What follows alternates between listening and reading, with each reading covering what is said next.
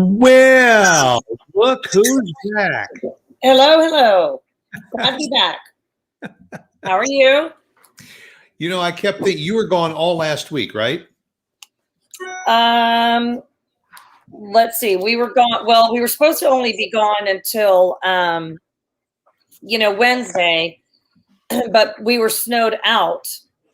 So we had while the rest of us were snowed in. Yes, we had to stay in the warm, just beautiful. We were in Marco Island, and so we had to stay there for what? I guess our flights were canceled 3 days, 2 days. Made it back on Friday. Well, I'd love to come back, but we're stuck here in Marco Island, so I guess we'll just have to order a few more Mai Tais and sit out by the pool for another couple of days. You know me too well. Yeah, well, we wanted to get back. I mean, we really did. It was kind of a double-edged sword. No, you didn't want to get back. Really did. No, we really did. Really didn't.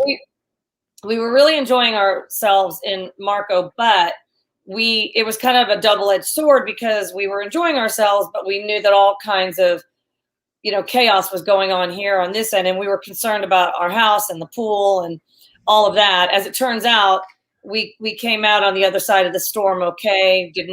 We didn't lose electricity while we were gone, or maybe only about an hour, and the water we had shut off our water before we left, but the water was fine. Our pipes were fine. So we were very thankful. Yeah. Mm-hmm. We're very thankful. It was, I don't know whether I can compare it to anything else that I remember. I'm still going over this in my head. Yeah. Because, I got my first COVID shot yesterday. Yay. I'm thrilled. But when I got there to get my COVID shot, I got out of the car, which I had the air conditioning on. It was 81 degrees yesterday afternoon. And 1 week earlier on Wednesday or Tuesday of last week, it wasn't even 8 degrees. That's great. The photos that a lot of people took of the difference between 1 week and another. Yeah. Snow everywhere, ice everywhere, below freezing wind chill temperatures. And 1 week later, it was like Marco Island. I know. It was crazy because literally yesterday was 1 week after the below zero temperatures. And yesterday, it was just absolutely gorgeous. Sunny skies. I think it was up close to 70. It was beautiful. It's just absolutely crazy that in 1 week, the weather could change so dramatically. Yeah. It was, but what was really great about it, if I can say there was something great about last week, we didn't have much power. The power was off more than it was on, and when the power was off, that meant the Wi-Fi the modem was out. No computers. We had no computers for almost a week. We had our cellular service. But it was just if the Wi-Fi was connecting, and that kept going in and out.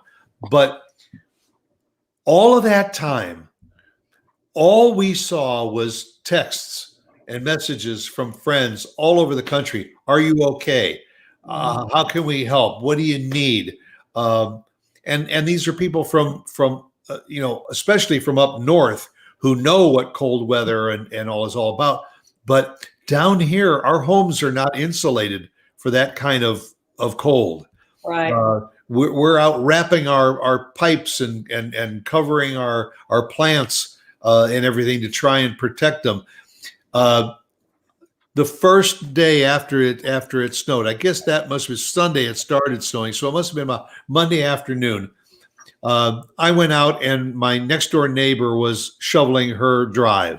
And I went out and I started shoveling my drive. About that afternoon, after I finished with the drive, I came in for a while to warm up, and I went out earlier to shovel the front walk. My next door neighbor had shoveled my front walk.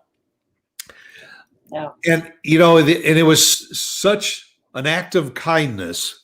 And I saw that up and down our block. all over the city. I finished just doing this morning, doing a show on someone you should know, about a couple of people up in the McKinney area that own Jeeps. And I didn't even know that there was a Jeep club in North Texas. But these Jeepers got together in mass to help transport hospital workers home after their shifts because there was too much ice and snow. They were picking up firefighters and frontline workers to get them from their homes to their jobs where they were needed. And to me, these are the acts of kindness that number one are not often mentioned, and number two are sometimes overlooked. Mhm.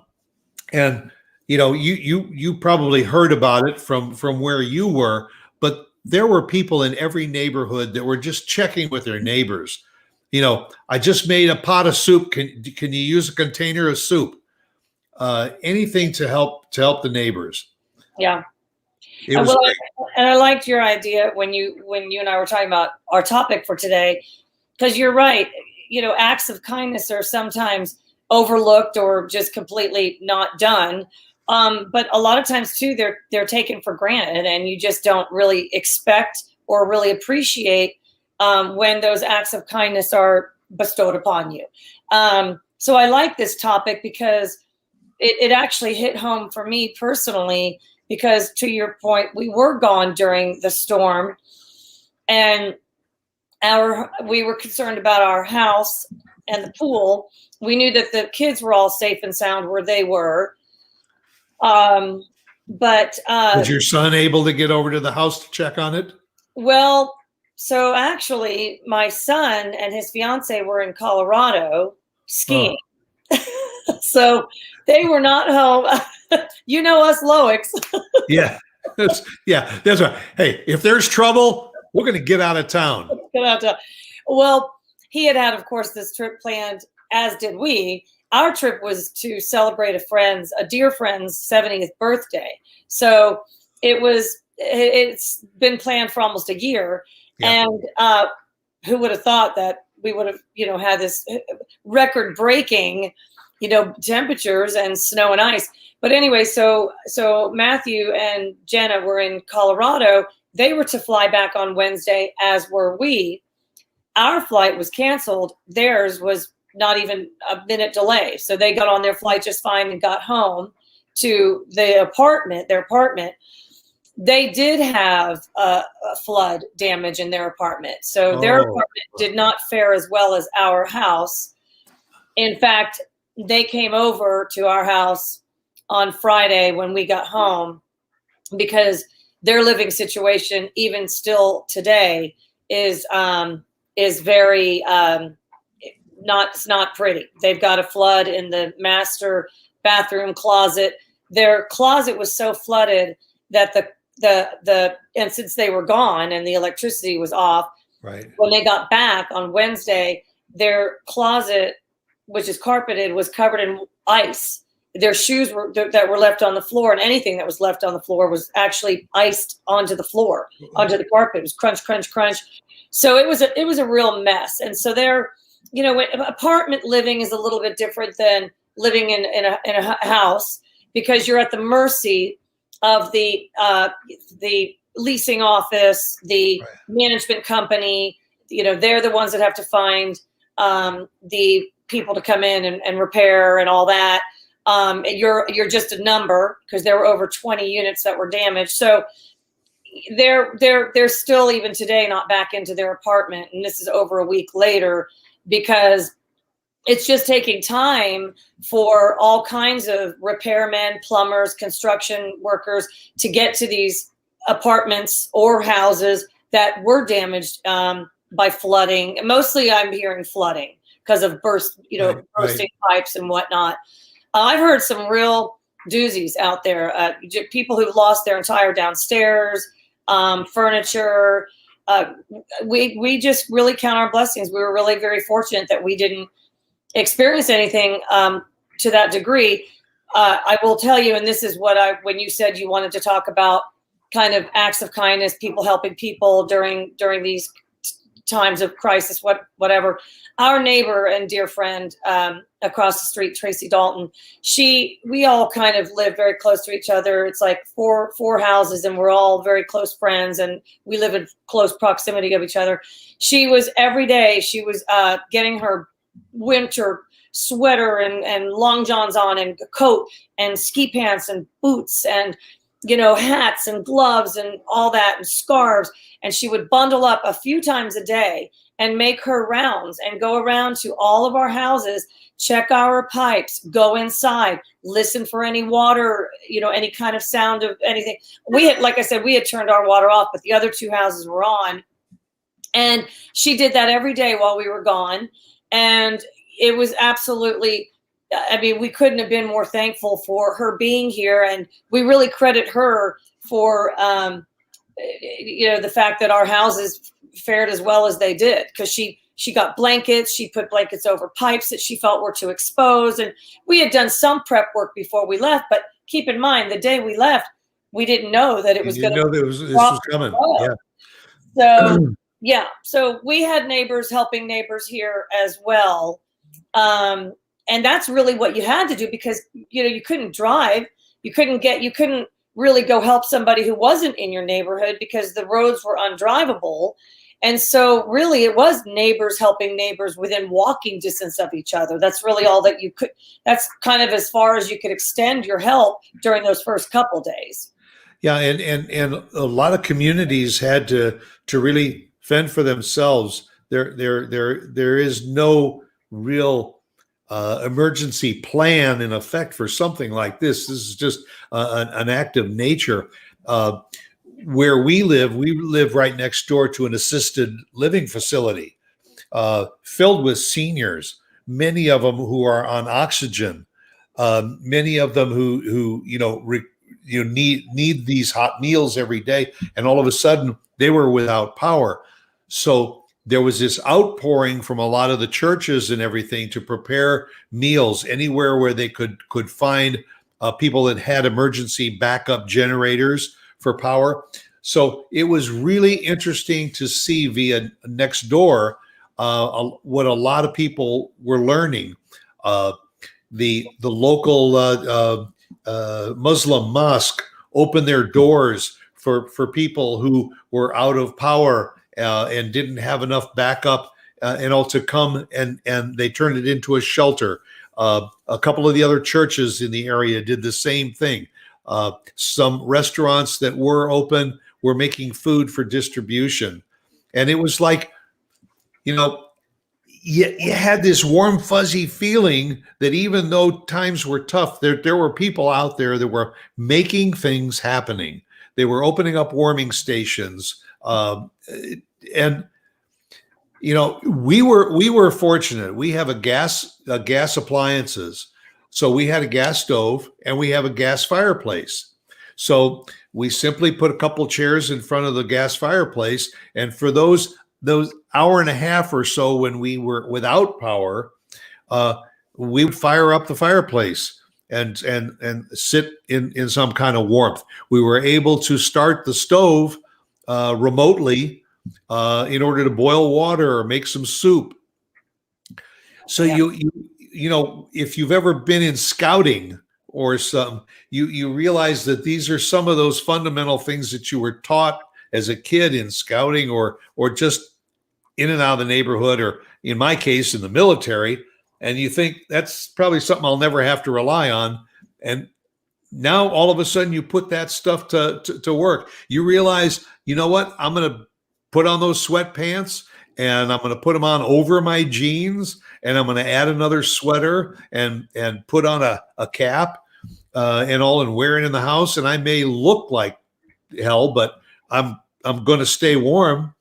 Well, you're not far off of describing what my parents actually had to do. I mean, they weren't rubbing two sticks together or anything, but they did lose electricity for a couple days, and they were so cold, and really they couldn't get out and get anywhere.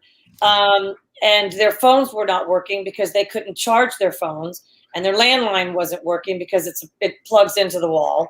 Right. And they literally found themselves almost one full day in bed under the covers, dressed in layers to stay warm with their 2 cats also under the covers to stay warm that day. And it's actually really a very scary thought to think of that. People that were in that kind of situation. And really there wasn't anybody who could even really get in to check them, and they couldn't get out. People were really trapped for a couple days there. They were really trapped. And that's a scary thought. Fortunately, they did get their electricity back on the 3rd day, and they were able to get around and they're okay. And they didn't lose their water's fine. They didn't have bursting pipes or anything like that. But it was the electricity. It was that rollout that was happening here. Right. It was a brown rollout. Now, we didn't have our electricity go out, but maybe for about an hour the whole time.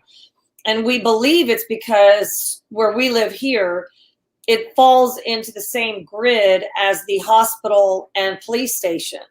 And so we were told that, I don't know that this is true, but that because we share the same grid as those 2, businesses or facilities or buildings, whatever, Right. that we were spared a little bit of more, electricity shut off. So, but it really is, scary to think about those days where people were, and you were talking about neighbors helping neighbors and people helping people. You have to know the people who need the help. And so I think that when you live in a neighborhood like yours or mine or my parents, people know each other for the most part, or maybe you don't know the next door neighbor, but you know that you've seen perhaps an elderly couple coming and going. So Right, you know that right. you can crunch on over there in the snow and ice and knock on the door and check on them.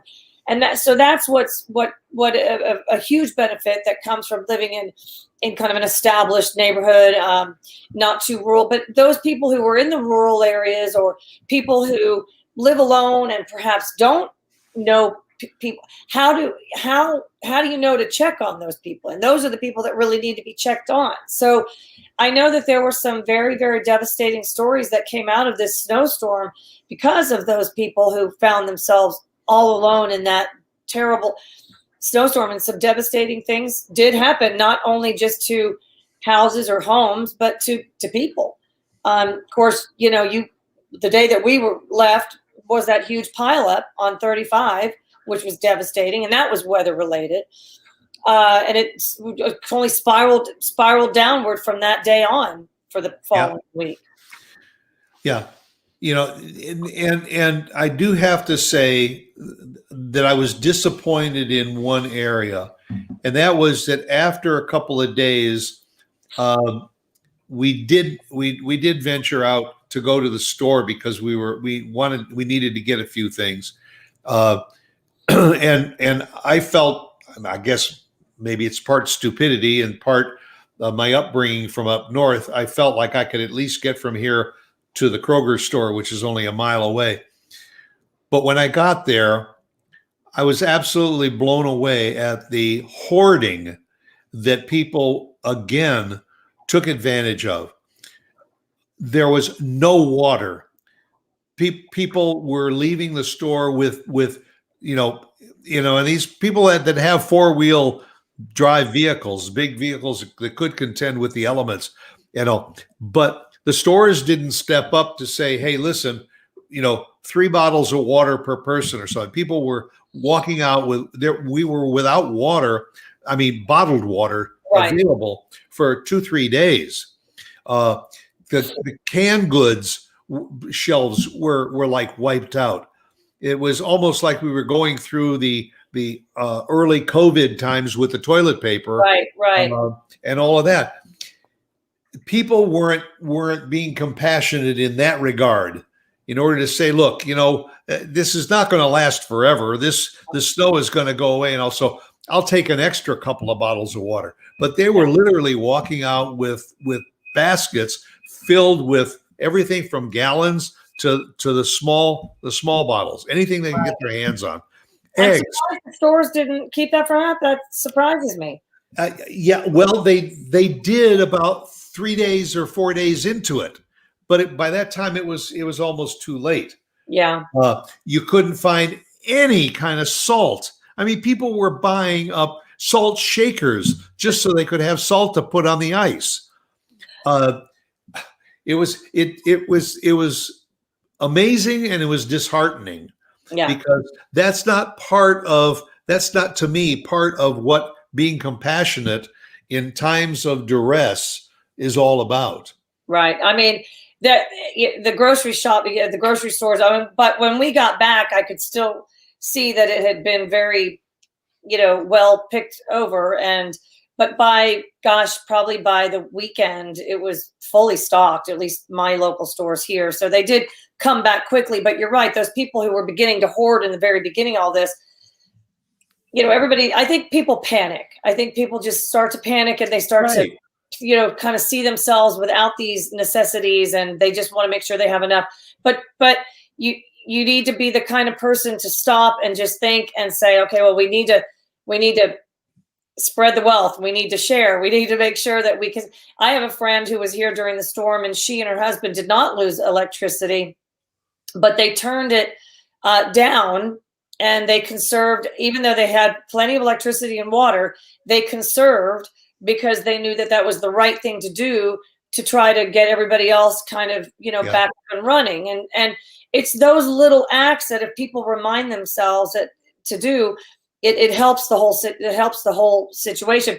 My daughters are down at Baylor, as you know, and my one daughter, who's a senior, lives in a house, and the owner of this house, a couple properties there, didn't need to do this, but of course, I'm sure it was to his advantage to do this. But he called the girls, and he checked on the girls a couple times during the week, and and also gave them things to do to help, keep the running water and keep pipes from freezing and all that.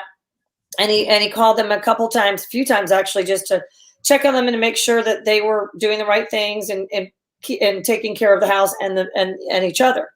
My other daughter is in a dorm, and her dorm was really one of the few dorms that did okay. They didn't lose electricity, and they didn't lose water. They didn't have any flood damage or anything like that. But some of the other dorms did, which meant that the cafeterias of these dorms were closed down. Right. Which meant that these kids had to kind of walk to only the dorms that had a cafeteria up and running. Well, they were running out of food and supplies during that time, or at least getting very low on food and supplies. And so it was becoming a little bit of an issue, because these kids were trying to get food and they couldn't go anywhere. They couldn't get delivery. They couldn't go to restaurants. So, I mean, they were fine. They had plenty enough to survive, but you began to kind of see that happening. And it's a scary thought to think of how long could that have gone on. I read an article actually of a University of Texas professor. Did you read this? He started paying for kids' food, and I don't know the circumstances. I guess it was their dorms maybe experienced a similar situation, but this college professor took it upon himself to kind of reach out. And today, as you and I have talked so often about social media being helpful in so many ways, you're able to kind of put it out there. Who needs this? Who needs what? I'm here. I can offer this. I can offer that. There was a man who did some driving around. I don't know where he lived, but I believe he could have been an Uber driver or some kind of professional driver, or official driver, I should say, whatever. And he was offering his services to drive people if and where they needed to get anywhere or whatever. And he said no Venmo. He didn't want money for it. But this college professor offered up to help buy kids meals. This guy offered up to drive people here and there and wherever they might need it to be or to go. So there was a lot of that going on. And really, we were able to all stay connected, even though we were shut in, snowed in, iced in, whatever. With social media, you could reach out and let people know kind of if you needed help or if you could help somebody. So you did see a lot of it going on. Yeah, and no doubt what we went through will have long-lasting effects. I have a neighbor on the next block that finally, when things let up, over the weekend, I was out walking the dog, and he's got wood flooring. He's got bags of garbage and everything out on his driveway because his pipes burst and it just must have flooded the house. And he's in the process of having to have the entire main floor redone. So, I went over and knocked on the door to find out, if you need some help, let me know. And people are appreciative of it. And oftentimes they don't ask for it. And that's the other aspect of this, is that you want to care for your neighbors, and all. And if somebody is in need and somebody offers a little bit of help, don't be too proud to take it, because they're offering it because out of the kindness of their heart, they do want to help. And also sometimes if it's a matter of, I got some extra blankets. I got some extra sweaters if you need it. Whatever, just ask. I have another friend who opened up her house. I have a friend in Austin and a friend here. Both offered up their houses, and people took them up on it to come in and shower. A couple of them stayed the night. Yeah.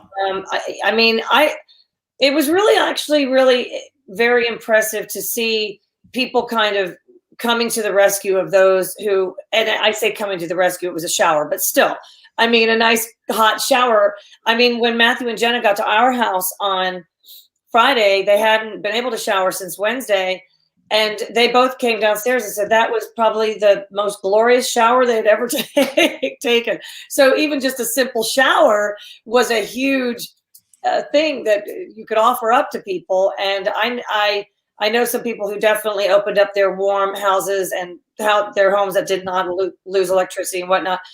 But also, you were talking about your neighbor's damage. I do know some houses that didn't fare as well, and major flooding, especially those houses that have the sprinkler systems in the ceiling. We had heard that those just kind of popped right off the ceiling and flooded. And here's the situation is what I've heard now too, is that it's going to be very hard to find a contractor, construction people, repair, plumbers, whatever, whoever you might need to now go in and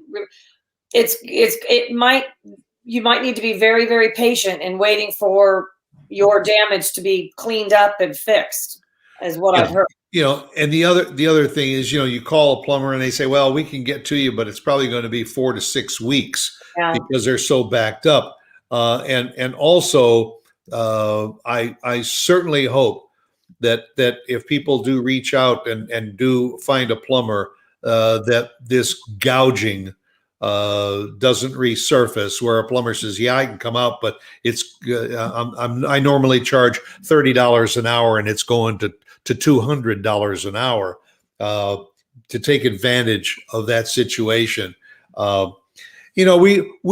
We moved here from South Florida, and also every summer we dealt with the hurricane seasons. And people would be prepared. We would go and you would get some extra canned goods, and you'd get some water and extra provisions just in case every year. We had a plan. I doubt that people had that much of a plan here because it came up so quickly, so fast. We knew that we were going to get some snow, but they said they predicted maybe 2 inches, maybe 4 inches, which in northern Texas is enough to shut everything down. But the severe cold we weren't prepared for, because that snow couldn't go anywhere. And as more came down, it just accumulated. And underneath the snow was ice. We weren't prepared for it. Now, hopefully, we've learned. And now, as we move forward, people will be prepared. Go out and buy a bag of ice and put it in the garage just in case something like this happens in next year or the year after that. A bag of ice? Did I say a bag of ice? I mean a bag of salt. Gee. You Well, would go out. you're just going to add to the problem with the bag of ice. Yeah, you go out and get a bag of ice because that way inside, if you need an extra drink, because you can't get the ice cubes out of the refrigerator because that's electric. So you get a bag of ice for your drinks. You got it all figured out now how to prepare. Yeah, and I'm sure the other people watching or listening just said, "Did he say get a bag of ice in the winter?" No. Well, that's just what's on your brain right now. Ice, ice, ice. Yeah. Ice, baby. Right. But a bag of salt, just to have, just in case. Everybody, we were when our kids were growing up, you were always told by the fire department, especially, to have an exit plan in your home, just in case there was a flood or in case there was a fire. You had an exit plan. You knew where to go and when and how. Everybody should do that, and this is something that triggers that mode. You should have some kind of an idea. Okay, number one, go out and buy a few more candles. Maybe if you don't have enough candles in the house, because you need the candlelight just for getting around your home. Plan ahead to have some of the provisions that you need. Get extra non-perishable foods to have. It's common sense that we don't often think about. Right. But well, nobody would have expected this to have gone on, dropped so low and gone at so many consecutive days. And I think that's what caught everybody off guard. I think there were people who were preparing just to maybe hunker down for a couple days in their house. And that's why probably you saw a lot of the grocery store hoarding. But you didn't see a lot of preparing in terms of the pipes and the this and the that and that kind of thing, because I don't think anybody really expected what we got. Yeah, and also my thought just escaped my head. It'll come back to me someday. Someday. But I completely forgot. I had a really good thought that I was going to share, and I forgot about it. It's about preparing and planning and. Well, yeah. In hindsight, it's easy to say, we could have better prepared, and yes, we could have. But in hindsight, it's easy to say that. I think it was probably in 1940. Like, I don't even know. It was over 50 years ago when we had anything even close to this. So again, I don't know that we could have prepared. Was the weather, because I don't know that the weather was saying what it was going to do. Because I could tell you, if we had seen that, we wouldn't. We did shut our water off, and we did certain things that we needed. We kind of covered up some things on the exterior walls that we felt we needed to cover. We did things like that, but other than that, we didn't, go to the extreme in terms of preparing. Yeah, the thought just came back to me. Good. I knew if I just kind of rambled a little bit, you would. I was getting ready to leave the room and come back. But no, it was the weather forecast. What we wanted to do desperately each day was, and when the power would go on, we would certainly plug our phones in to try and get a little extra power in them. But because we didn't have the Wi-Fi connection, you couldn't go in to get a weather forecast to see what's the temperature outside right now. What's it going down to tonight? Is it going to be any warmer tomorrow? Is it going to be more snow tomorrow? You couldn't find out. You didn't have that connection. And so every day you didn't know what to expect. And that was probably one of the most undaunting parts of that whole experience, was not being able to ask a question and get it answered because you didn't have an avenue for it. You couldn't, even when the TV would go on briefly, you tried to get a weather channel, and it was almost impossible to find a weather channel. It was hard enough to get the TV to go on. But you revert back to your old Boy Scout training and do what you have to do. Well, and I think a good takeaway for all of us is to remember, and again, I saw a lot of it going on. I read another story of I don't know where this happened, what part of the country, but there was a family that lived in a very kind of hilly neighborhood. And you know, like I know that in Philadelphia and in New Jersey, where I used to live, you could find those neighborhoods that have very steep Right. driveways or streets, very, you know. Anyway, this one family lived kind of down this long street down and kind of by themselves a little bit, and couldn't get out. Nobody could get in, and they couldn't get out. And I guess they put out some kind of message, and I think maybe three or five, 3 to 5 neighbors came down and started kind of chiseling and trying to make some kind of path out for this family, or at least a path in for somebody to get in. And what started out as like 3 to 5 neighbors turned into 20 plus neighbors. They just started to see it or hear about it, word of mouth or social media or they whatever. And they have this aerial shot picture of this going on. And sure enough, you see this kind of little house down the bottom of this big street, all these neighbors out doing what they can, some throwing salt, some shoveling, some chiseling to just kind of create some kind of path in or out for this family. And I really think generally speaking, you saw a lot of that going on.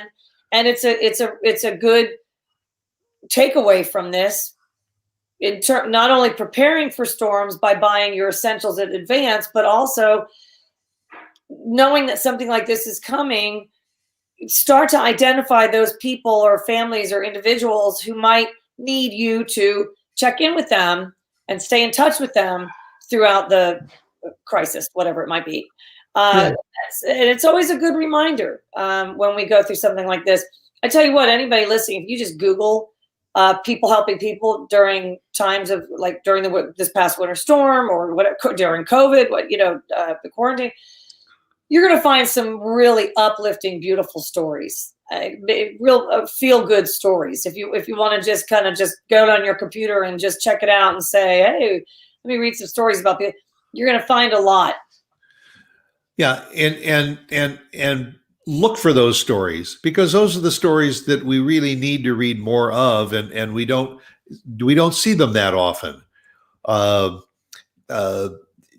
and we should. One funny takeaway that I did have when I did finally get out of the house to shovel a little bit of a path from the back door to the driveway to the alleyway. I realized that, and I did it to take the dog out. I realized the dog got out there and was looking at me like, so what do I do now? Where do I go? Where's the grass? Right. Yeah. So I actually came back to my backyard and shoveled a little bit more of the back patio. And then your good old co-host here is out shoveling the grass. I was shoveling the snow off of the backyard to create an area of grass so the dog could go out and relieve herself. Daddy, you're such a good daddy. Which, of course, was a good thing, because then a couple of days later, when the temperatures got into the upper 30s and it started to melt a little bit, it got even better. Yeah, exactly. Well, my dad and mom had to go up to their local grocery store to charge their cell phones because they did not have electricity, and they had to lift their garage door manually. It was really quite a scene. And anyway, my dad fell down at one point on the ice, went down pretty hard. Fortunately, there was a neighbor walking down the street, helped him get up, actually tried to help him get up. They were having difficulty because they were on ice, all of them. And then right. The neighbor came over and they all tried to, and he got up. But I know you were just in your backyard and all that, but I just told my parents, I said, they don't have a dog that they had to let out. They do have 2 cats, but they were fine in the house. My advice to those people, just stay. I say those people like my parents, just stay inside until the ice melts, because even on Friday, when we came in on Friday, there were still definitely some icy patches around. You had to be very careful walking around, just because, just little pieces here and there. But I'd say by Friday afternoon, our neighborhood was clean, just clear of it all. You know, another thing, I don't know. I don't know how many people realize that there is a bypass on your garage doors. If you've got an electric garage door opener, that there is a bypass lever that's usually on the mechanism that you have to trip in order to manually open and close your garage door. I happen to know about that, but I think there were a lot of people that just kind of left their cars in the garage, and when the power did go on, they opened up the garages and they left them open, which Oh gosh, yeah. that creates more cold Right.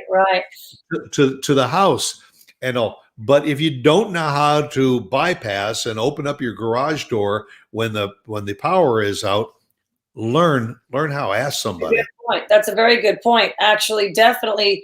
And you don't need to have a winter storm come through to lose your electricity. So that's something you're right. You should know. Also, Phil was telling, we have that special tool that you need to go and turn your water off. It's Right. You should also know how to turn your water off. Yeah. So yeah, there really And is. if you don't have that tool, ask one of your neighbors, because maybe they have one and they'll be happy to share it. And that's exactly what we did, is we shared our tool with a couple of our neighbors, and then another neighbor down the way had one and made sure that everybody knew he had one. And so, yeah, there really is a lot that you can do to learn from this past storm to better prepare for should we ever have one again. Or just under like situations where you might lose your electricity or have to turn off your water or do some of these things in order to prep your house to keep it safe. Yeah, take the time to I bet it's all over the internet right now. I just ways to prepare for winter storms or ways, whatever. So. And by the way, there were some creative minds out there. I saw it posted on Facebook that somebody already came out with a T-shirt that said "Snowvid." Oh yeah, I survived Snowvid 21. Yeah.